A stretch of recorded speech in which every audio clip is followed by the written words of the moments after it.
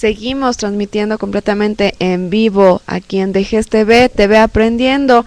Ahora es el turno de nuestra invitada, la doctora Lilia Núñez Orozco, jefa de Servicio de Neurología del Centro Médico Nacional, siglo XXI. No, 20 de noviembre. Ay, perdón, 20 de noviembre. Yo ya apunté mal los datos, ya me estoy yendo por otro lado. Sí, se cambió de institución, Miki. Buenos días a todos. Buenos días, una disculpa.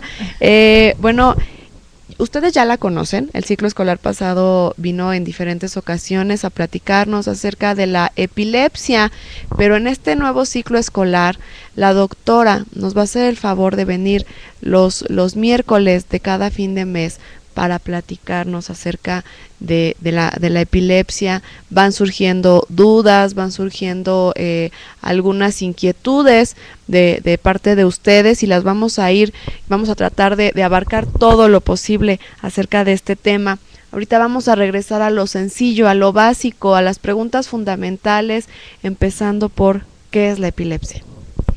Bueno, pues la epilepsia es un padecimiento neurológico que tiene su origen en el cerebro, a pesar de que en siglos anteriores se le consideraba una enfermedad sobrenatural, producto de posesión de espíritus o de dioses, como lo consideraban en Grecia, donde varios siglos antes de Jesucristo le llamaban la enfermedad sagrada.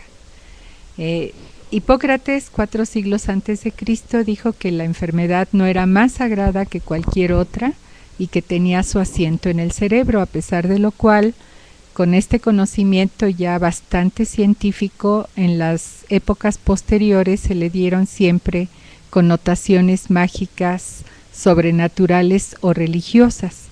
Sin embargo, pues es un padecimiento neurológico que consiste en la presentación de crisis o ataques. Cada una de estas crisis o ataques la consideramos un fenómeno paroxístico, es decir, que inicia bruscamente y que se origina por una anomalía eléctrica en el cerebro. Normalmente el cerebro, sus células se interconectan entre sí con una actividad eléctrica. Por alguna razón de funcionamiento o de problema estructural, la actividad eléctrica se puede modificar y producirse una especie de cortocircuito. Cuando esto ocurre, entonces tenemos una crisis o ataque que va a producir alguna manifestación clínica que tienen una gran diversidad de formas de manifestarse. Entonces esto sería la epilepsia, el hecho de que ocurran crisis o ataques originados por descargas eléctricas anormales de las neuronas cerebrales y que van a tener alteraciones eléctricas que se pueden registrar y manifestaciones clínicas muy variadas. ¿A qué personas les puede dar la epilepsia? Bueno, pues la epilepsia es un problema que ocurre con una cierta frecuencia. Hasta un 2% de la población se estima que puede presentarla. Y lo único que necesitamos tener pues es un cerebro y que algo le ocurra al cerebro para que podamos tener alguna de estas manifestaciones. Ocurre en la mayor parte de los casos en niños o adolescentes. Un 75% de los casos van a iniciar en estas edades tempranas de la vida, pero puede ocurrir por primera ocasión en cualquier momento de la vida, dependiendo de cómo estén las condiciones del cerebro. Estamos hablando que hay como una descarga en el cerebro, pero ¿cómo sabemos nosotros qué manifestación o cómo nosotros podemos saber que a alguien le está dando epilepsia? Bueno, las crisis, la mayoría se van a manifestar de una forma en que se puede ver. Cualquier persona que esté cerca de quien padece el problema podría darse cuenta que algo está ocurriendo. Cuando la persona pudiera tener una convulsión, eso sería así como lo más conocido, lo más aparatoso, la convulsión que se llama tónico-clónica generalizada, va a ocasionar que la persona pierda bruscamente la conciencia, abre muchísimo los ojos que se pueden desviar hacia arriba, se pone tiesa de todo su cuerpo y empieza a sacudirse rítmicamente de las 4 extremidades. Esta convulsión, que se llama, como dije, tónico-clónica generalizada, no es la única manifestación de epilepsia, pero sí ocurre con una alta frecuencia, y cuando alguien tiene esto, creo que ningún testigo duda de que se trata de un fenómeno epiléptico. Sin embargo, hay muchísimas otras manifestaciones que son bastante más llevaderas y leves o sutiles, que pudieran pasar inadvertidas. Por ejemplo, hay niños que tienen ausencias en las que momentáneamente se desconectan, se pierden de lo que está ocurriendo, dejan de estar conscientes de lo que está pasando, y esto puede ocurrir en un lapso tan cortito como unos 5 segundos, y pudieran los que lo ven verlo como que se distrajo momentáneamente pensando en algo, y le hablan, y como es tan breve, pues ya les responde como si nada hubiera sucedido. Sin embargo, estas ausencias, que así se llaman, pueden ocurrir con tal frecuencia que si están en clase, pues se van a perder todas las explicaciones o van a tener tantas interrupciones que pueden, a la larga, en el curso de ese día o de varios días, redundar en un problema de aprendizaje porque no están atendiendo adecuadamente a las clases. Otras manifestaciones menos visibles son sensaciones que las personas tienen. Por ejemplo, percibir un olor desagradable, por ejemplo, percibir que los objetos se hacen grandes o pequeños, o que se vivió ya una situación que claramente en su conciencia saben que es nueva. Tener este fenómeno que se llama de lo ya visto o de lo ya vivido, o déjà vu, como se dice en francés, y que mucha gente lo utiliza como un término que lo mete dentro del español, ¿no? Entonces, este tipo de manifestaciones solamente la persona que las padece nos las puede referir, porque son totalmente subjetivas. Otras también muy subjetivas es ver escenas como alucinaciones en las que la persona se puede ver a sí mismo, o puede ver alguna otra cosa, o escuchar conversaciones, y esto pues a veces se nota porque la persona puede cambiar de expresión, pero si quien la padece no nos lo explica, es muy difícil que los testigos se den cuenta. Cuando ya después de alguno de estos fenómenos la persona convulsiona, pues como que ya el diagnóstico es muy claro, o a veces después de algún fenómeno inicial de este tipo subjetivo, la persona se desconecta y tiene un periodo de no darse cuenta durante un lapso un poco más largo que en las ausencias, pues entonces ya tenemos como una sintomatología, una serie de manifestaciones que nos permiten sospechar con bastante seguridad que se trata de una epilepsia, aunque la persona no convulsione cayéndose y poniéndose tieso como describí al principio. Que en este caso que los papás, que la gente que está a su alrededor, que incluso los mismos maestros estén muy al pendiente de estos comportamientos, porque a lo mejor yo me enojo y lo regaño y pienso que es distraído, o pienso que está tratando de llamar la atención, o que me está queriendo hacer enojar, o a lo mejor lo ignoro, ¿no? Digo, ay, él así es, ella así es, y hay que poner mucha atención.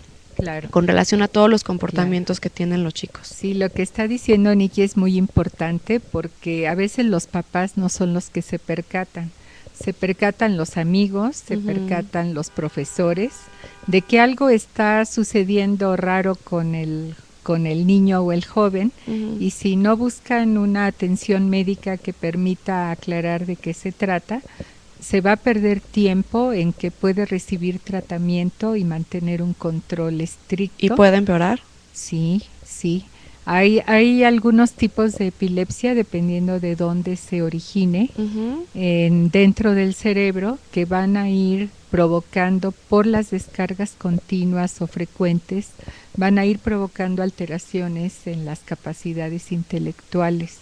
Entonces sí es un problema que puede empeorar no nada más en el aspecto de que tienen la crisis y que pueden caerse o tener algún percance cuando actúan en automático, sino que pueden deteriorar la memoria, la concentración, cambiar la personalidad y transformar la vida de la persona de una manera muy, muy adversa.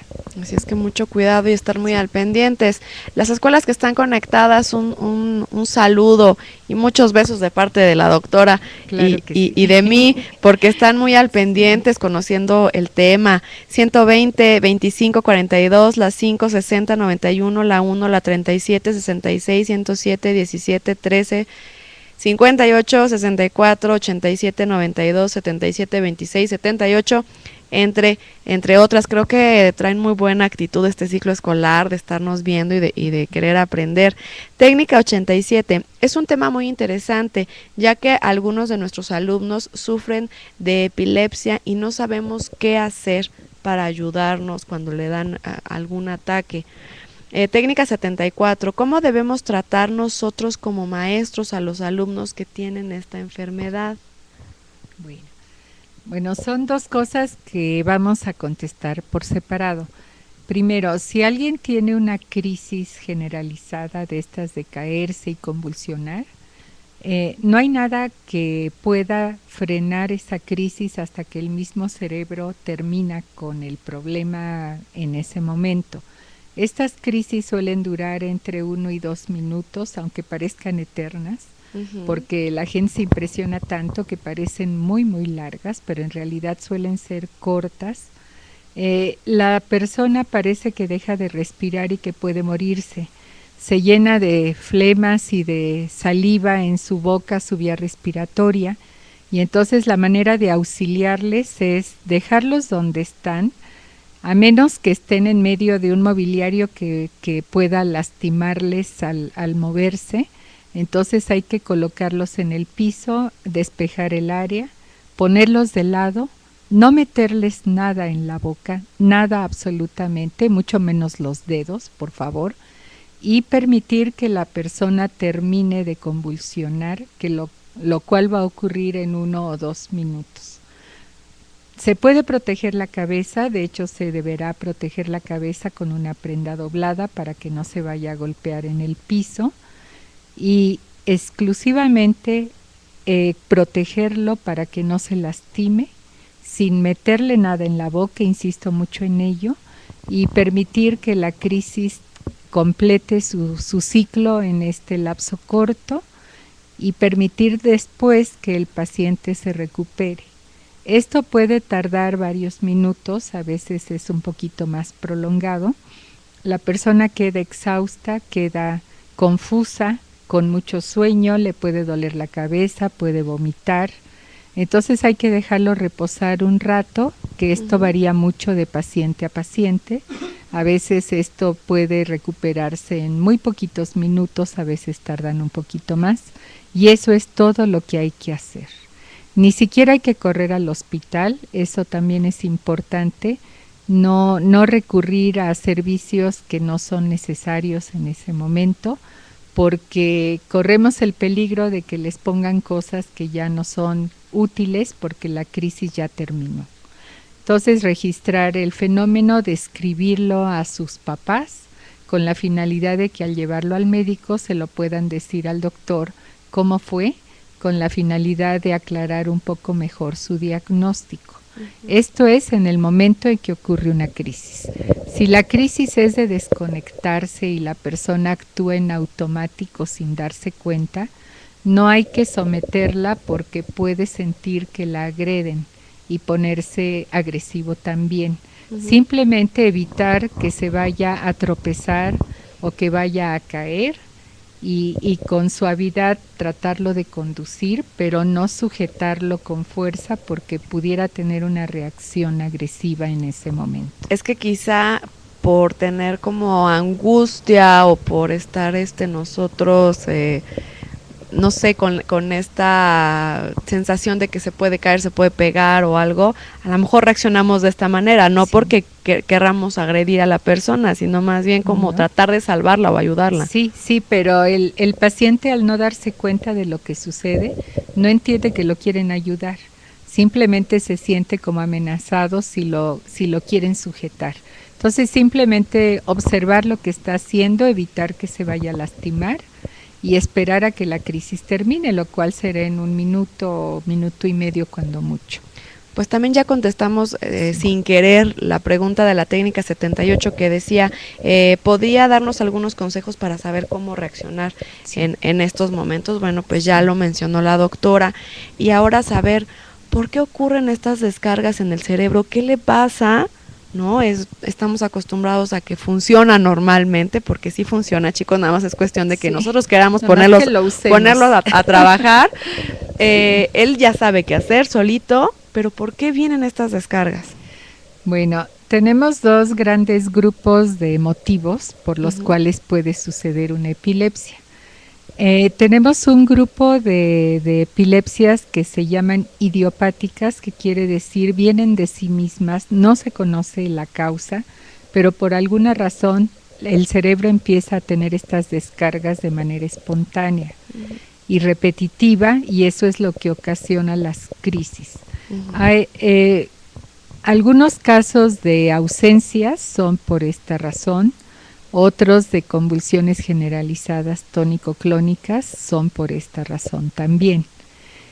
Las crisis que tienen un inicio focalizado, le llamamos, como la de desconexión que les describía, que la persona actúe en automático, o el percibir un olor, o tener una sensación de lo ya vivido.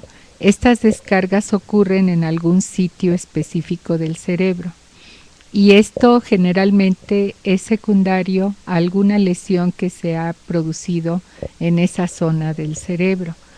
¿Cuál puede ser un motivo para lesionar al cerebro? Pues hay una gran diversidad también. Por ejemplo, problemas de mala oxigenación durante el nacimiento, partos muy difíciles en los que se producen hemorragias en el cerebro del bebé. Pueden ser golpes en la cabeza en cualquier momento de la vida, por ejemplo, caídas de la azotea, golpes por asaltos o cosas así. También pueden ser enfermedades que trastornan al cerebro, como por ejemplo tener parásitos o tener tumores que a veces son benignos y de lento crecimiento y lo único que manifiestan son crisis. Entonces hay una diversidad de motivos por los cuales la epilepsia puede ocurrir y hay que investigar. El caso que debuta con epilepsia tiene que ser atendido por un especialista para que se busque el motivo. Y si el motivo tiene un tratamiento, dar un tratamiento antes de decidir cualquier otra cosa.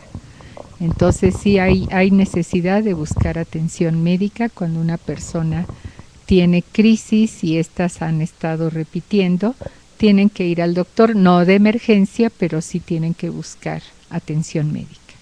Y esto que mencionaba al principio, que a lo mejor puede resultarnos ilógico pensarlo en la actualidad, que a lo mejor ahí alguien piense todavía, alguna abuelita, ¿no?, de que esas son cosas del diablo, todo lo que mencionaba en un principio, que no se vayan por esas ideas ilógicas y absurdas, sino que vayan con profesionales, vayan con un doctor, porque están presentando una enfermedad.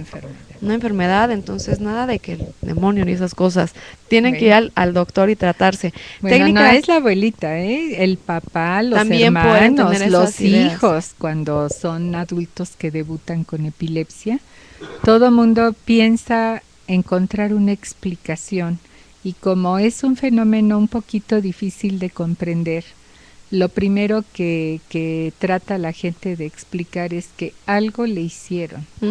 Lo están intoxicando, le hicieron una brujería o está posesionado del demonio y entonces en consecuencia buscan la ayuda de lo que ellos creen. Por ejemplo, si creen que es una brujería, lo llevan a las limpias o lo llevan a los brujos de Catemaco y cosas así. Si piensan que es posesión demoníaca, los van a exorcizar. Y esto no es nada extraño que ocurra. Yo tuve oportunidad de conocer a un miembro del Senado de Estados Unidos que nos dio un testimonio en un evento relacionado a epilepsia, en que él fue llevado a exorcizar cuando era adolescente porque sus papás estaban convencidos en Estados Unidos de que tenía posesión demoníaca. Así que esto es en estos tiempos modernos, y hasta en los países más desarrollados tenemos esta conceptualización equivocada. Errónea, demasiado errónea. Técnica 77, ¿se puede presentar a cualquier edad? A cualquier edad, desde el recién nacido hasta el ancianito, pueden debutar con ataques epilépticos dependiendo de las razones por las cuales su cerebro ha tenido un trastorno. Técnica 78, ¿cuántos ataques puede sufrir una persona al día?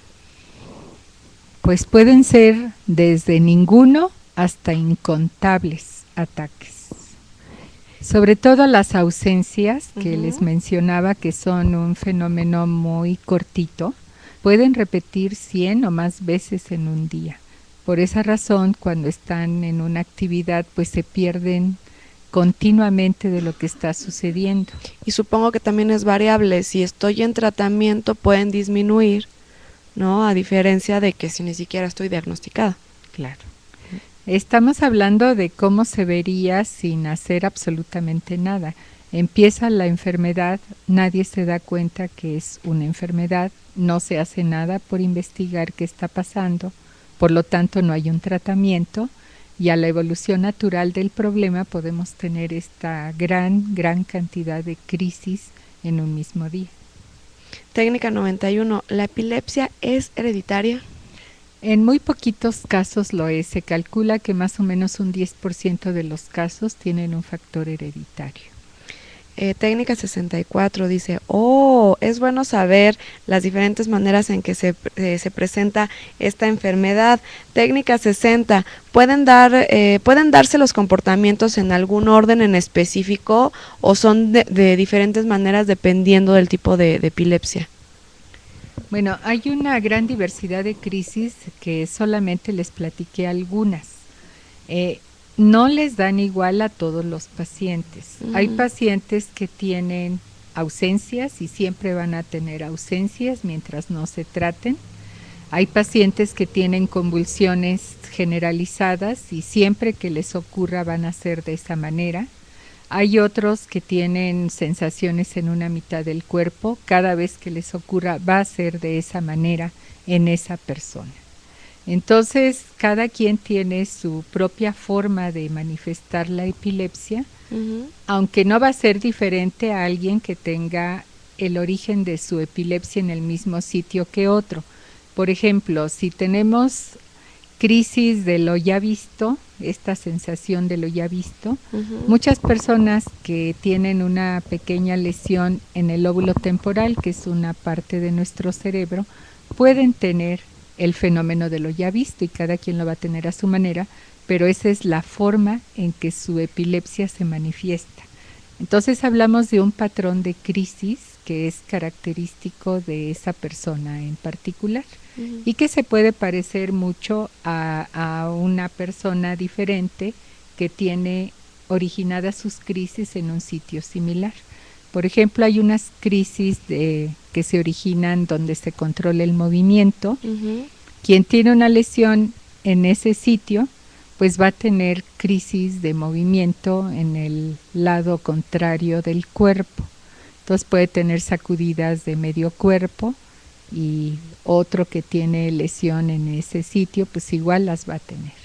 Entonces, dependiendo del sitio donde se origina, va a ser la manera en que las crisis se manifiesten. Pero no le van a cambiar de forma a una persona en particular. Siempre van a ser similares cada vez que le ocurran. Ok. Técnica 98 y 34. Muchas gracias y saludos a la doctora. Ay, muchas gracias. Saludos. La técnica 42, la 60 y la 92 dice, debería proporcionarnos un pequeño curso básico de la epilepsia al personal en general. Bueno, yo creo que mi presencia aquí obedece justamente a ello. Es un poco difícil ir de escuela en escuela. Estaría yo muy contenta de visitar a todo mundo o tener un gran equipo que lo pudiera hacer, pero desafortunadamente no es factible ir así de lugar en lugar, pero nos concentramos aquí y aquí tenemos comunicación con muchos lugares que simultáneamente van a recibir la información. Y si detectan casos, pues los invitamos a que nos los envíen para información, porque tenemos sesiones informativas una vez al mes en el Hospital 20 de Noviembre del ISSSTE, que está ubicado en Félix Cuevas, esquina con Avenida Coyoacán, en la Colonia del Valle. El primer sábado de cada mes, de 9 a 12:30, hay una sesión informativa sobre epilepsia. Es entrada libre, pueden venir toda la familia si quieren, si consideran que tienen posibilidades de padecer epilepsia o ya lo saben, por favor envíenlos porque la información es muy importante. ¿Y por qué es tan importante? Pues precisamente por lo que hablábamos de las conceptualizaciones erróneas de lo que es la enfermedad. Entonces, cuando la persona sabe qué es lo que le sucede, por qué le sucede y cómo lo puede enfrentar y cómo lo puede controlar, ya está del otro lado, porque va a poder saber a quién recurrir, con qué manejar su problema y estar bien.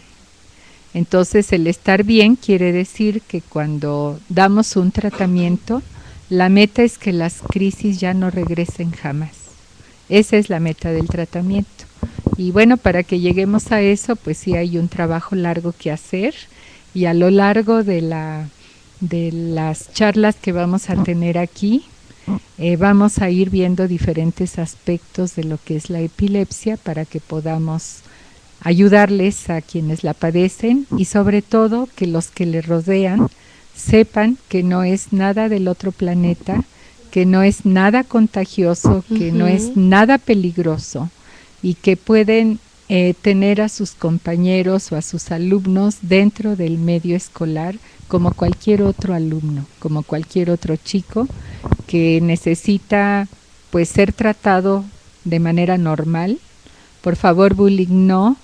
Esto es algo muy frecuente. Sí. Muchos niños que tienen esta enfermedad son víctimas de burlas, son víctimas de discriminación y no se vale porque todos tenemos el derecho de tener un lugar en esta vida, en esta sociedad, en las escuelas, en los trabajos, etcétera. Así es, doctora, y además como lo menciona, no nada más en las escuelas que están conectadas están aprendiendo, también pueden pasar la voz, pueden decirle a los alumnos que sufren esta enfermedad, a los maestros, a los papás, pueden ver este programa, esta serie de programas que se van a estar transmitiendo, recuerden, los últimos miércoles de cada mes, en donde iremos tocando un poquito más a fondo con relación a las variables, porque a lo mejor ahorita que nos mencionan de qué puedo hacer si convulsionan, bueno, a lo mejor los maestros no sabían que hay otra clase de epilepsia, ahorita ya lo están aprendiendo, entonces vale la pena que vean esta información, este programa, esta serie de programas que seguramente les va a ser de gran utilidad.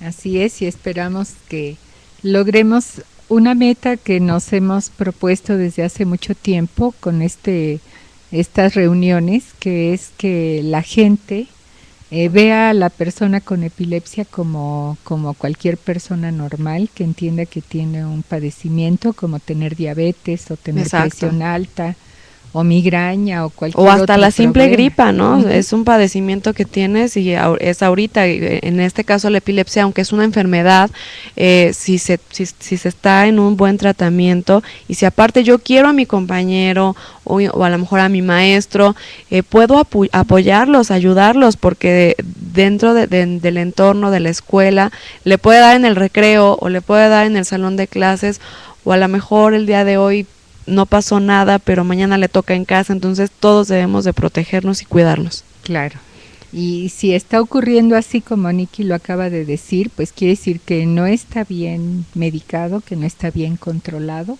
y hay que buscar qué más recursos hay para que la persona esté como debe de estar, totalmente libre de crisis.